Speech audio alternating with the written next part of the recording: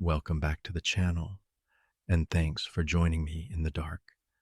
Tonight, we're peeling back the layers of history on a piece of ground in Wisconsin that looks like a scout camp but holds secrets thousands of years old.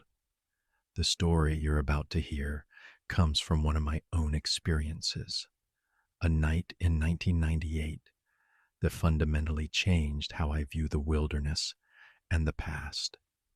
The location is the Indian Mound Reservation, IMR, a place surrounded by ancient, sacred burial mounds. Most people camp there and never notice the history beneath their feet. But on one cold autumn night, I was woken by a presence that definitely noticed me. Imagine waking up to footsteps circling your tent, not the quick steps of a hiker, but a slow, heavy dragging shuffle that stops right at your door, silent and waiting. This wasn't a lost person. This was something else entirely. Settle in, turn off the lights, and make sure your tent is zipped up tight. Because tonight we're talking about the unseen walker of IMR and what happens when you accidentally pitch your tent on sacred ground. The year was 1998, and the air in southeastern Wisconsin carried the sharp, earthy scent of decay and coming winter. I was just a Boy Scout. A knot of us settled into one of the most unique campsites in the Midwest, the Indian Mound Reservation, IMR, a sprawling historic property nestled in the Kettle Moraine State Forest. IMR wasn't famous for its amenities. It was famous for its namesake. Scattered subtly across the grounds, often barely noticeable unless you knew what you were looking for, were small, rounded embankments, mounds of earth that looked, as I remember thinking, like the small berms at a gun range. But these were no ordinary hills. These were ancient effigy mounds, sacred burial sites left by Native American cultures over 1,000 years ago. We were camping, quite literally, on sacred ground.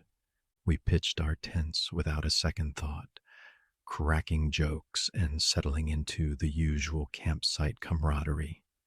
The first night, the cold came quickly. I zipped myself up, buried myself deep in my sleeping bag, and the troop's noises faded into the vast, whispering silence of the forest. I woke not to a sudden noise, but to a feeling, a prickling awareness, a shift in the temperature of the air immediately around my tent, colder, heavier. Then I heard it. Footsteps. They were incredibly close, right outside my tent flap, and they were unlike anything I had ever heard. The leaves under the foot were damp from the evening mist. They didn't offer a dry, loud crunch. Instead, the sound was a heavy, slogging shuffle, a distinctive rhythm of 2 steps, followed by a low, scraping drag. 2 steps, drag, 2 steps, drag. My eyes snapped open in the pitch blackness. I froze, my heart thudding, a frantic counterpoint to the slow, measured sound outside. The footsteps started to circle my tent, slowly, deliberately. I lay perfectly still, my entire body rigid, my head rotating millimeter by millimeter within the confines of my bag, tracking the sound as it moved from my left, around the rear, and toward the right side. The dragging sound suggested exhaustion or perhaps a profound injury, but the persistence of the movement felt purposeful. And then it stopped. It paused directly at the front entrance of my tent, the thin fabric separating me from the source of the sound being the only barrier. I could practically feel the weight of its presence. It wasn't a quick hesitation. It was a long, excruciating moment of silence, a patient waiting that felt like an eternity. I was paralyzed, afraid that even a shift in weight would invite an unwelcome interaction. The air felt electrically charged. My mind searched frantically for a rational answer. A counselor checking on us, a confused hiker. But deep in my gut, I knew this wasn't human. If you've ever experienced a truly paranormal event, you understand the difference. The atmosphere wasn't one of confusion or simple human error. It was one of ancient, powerful presence. It was a spirit, an entity anchored to the history of that very spot. Finally, after what felt like 5 minutes, but was likely only seconds, the sound resumed. A slow, shuffling pivot, and then the two steps.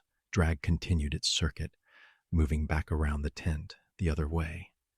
It completed one more full rotation, slow, relentless, and always stopping, turning, and resuming its path, without ever touching or disturbing the tent itself.